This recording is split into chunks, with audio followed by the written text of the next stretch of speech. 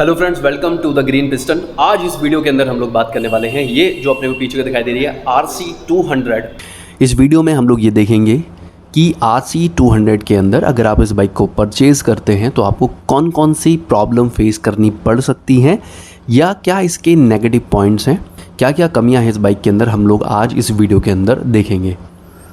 देखो, अगर हम लोग देखते हैं पूरा बेसिक फ्रेम को लेकर बाइक की, अगर पूरा कंप्लीट कमियों की बात करें तो आपको यहाँ पर बहुत सारी चीज़ें दिख सकती हैं, ख़ास तौर से क्योंकि अगर ये रेसिंग सेगमेंट की बाइक है तो मैं बता देता हूँ कि आपको फील होगा कि इसके जो हैंडल बार हैं वो लो हैं, आपको थोड़ा आगे झुककर बाइक को चलाना पड़ता है, हाथों में दर्द होगा, शोल्डर में दर्द होगा, एंड जो बैक है लोअर बैक पे भी इसका स्ट्रेन आने वाला है। बहुत ज़्यादा लॉन्ग टाइम के लिए आप इसको राइड नहीं कर सकते हैं, स्पेशली ट्रैफिक के अंदर। या फिर अगर हम लोग पिलियन सीट की बात करते हैं तो पिलियन सीट आपको काफ़ी ज़्यादा हाई नज़र आने वाली है। ये कुछ एक ऐसी चीज़ें हैं जो मैं आपको कहूँ कि आपको विजिबली नज़र आ जाएंगी कि आप एकदम बाइक को देखते हैं, अगर आप बहुत ज़्यादा डीप जानने की कोशिश भी नहीं करते तो काफ़ी हद तक ये जो चीज़ें हैं आपको एकदम से नज़र आती हैं। मैं कुछ ऐसी कमियों के बारे में बात करूँगा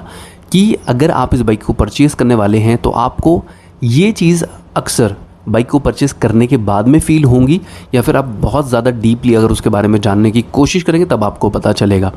तो फ़िलहाल ये जो बेसिक जो चीज़ें मैंने बताई हैं, जो कमियां हैं, ये पिलियन सीट को लेकर या फिर हैंडल बार लो वगैरह होने को लेकर या अग्रेसिव राइडिंग पोजीशन से अलग, मैं कुछ 5 अलग कमियों के बारे में यहाँ पर बात करने वाला हूँ। तो सबसे पहली कमी जो आपको KTM RC200 के अंदर नज़र आने वाली है तो वो है कि इस बाइक के अंदर आपको स्लीपर क्लच नहीं दिखाई देता है। देखो, जिस प्राइस पॉइंट पे ये बाइक आती है, यानी अगर हम लोग देखें राउंड फिगर के अंदर 2.18 लाख रुपीज़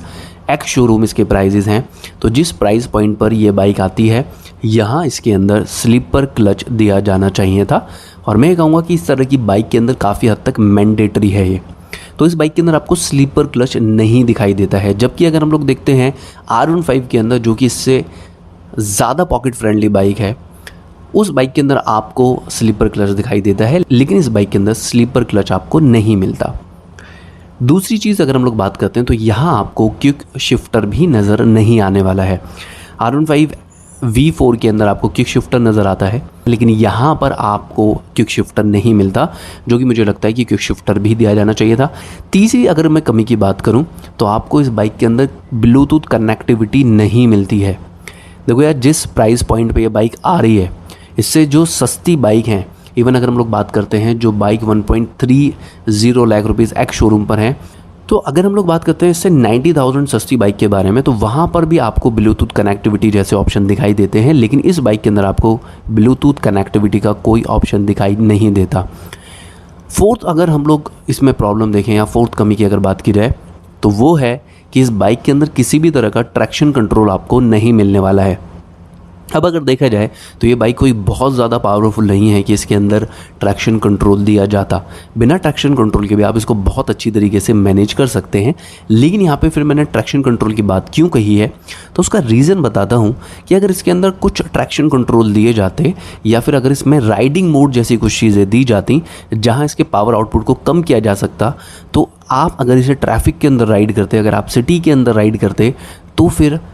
आप राइडिंग मोड की हेल्प से इस बाइक से ज़्यादा माइलेज गेट कर सकते थे। यानी कि जब आपको फुल पावर चाहिए, जब आपको खाली रोड दिखता है, तो आप डिफरेंट राइडिंग मोड में, जैसे कि सपोज़ इसमें स्पोर्ट्स मोड दिया जाता तो वहाँ पे आप इस बाइक की पूरी पावर को यूज़ कर सकते थे। वहीं अगर इसके अंदर सिटी राइडिंग मोड या अर्बन राइडिंग मोड दिया जाता तो वहाँ इसका जो माइलेज है वो आपको थोड़ा ज़्यादा मिल सकता था, क्योंकि ट्रैफिक के अंदर आप इसके पावर को तो यूज़ नहीं कर सकते हैं फुल। तो ये फोर्थ कमी है। अगर हम लोग फिफ्थ कमी की बात करते हैं, अगर हम लोग इस बाइक के टायर की तरफ देखते हैं तो आपको टायर नो डाउट एकदम वाइड नज़र आते हैं।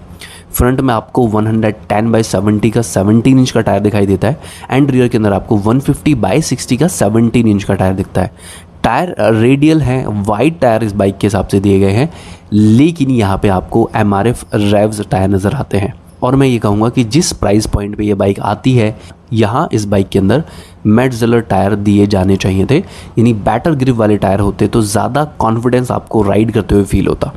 देखो, मैं एक चीज़ बताता हूँ कि अगर आप इसे नॉर्मल राइड करते हैं सिटी के अंदर, तो आपको जो टायर हैं MRF है वहाँ से एनफ ग्रिप मिलने वाली है। लेकिन अगर आप इस बाइक को थोड़ा सा हाई स्पीड पर राइड करने की कोशिश करते हैं, स्पेशली अगर आप कॉर्नरिंग करते हैं, हिल राइड वगैरह अगर आप करते हैं, तो वहाँ पे जो MRF रेव्स टायर का जो रेस्पॉन्स है वो आपको थोड़ा कम नज़र आएगा। अगर यहाँ पर इसकी जगह मेटजिलर टायर दिए जाते तो यहाँ आपको बेहतर ग्रिप मिलती एंड राइड करते हुए जो कॉन्फिडेंस है वो आपका इंक्रीज़ रहता।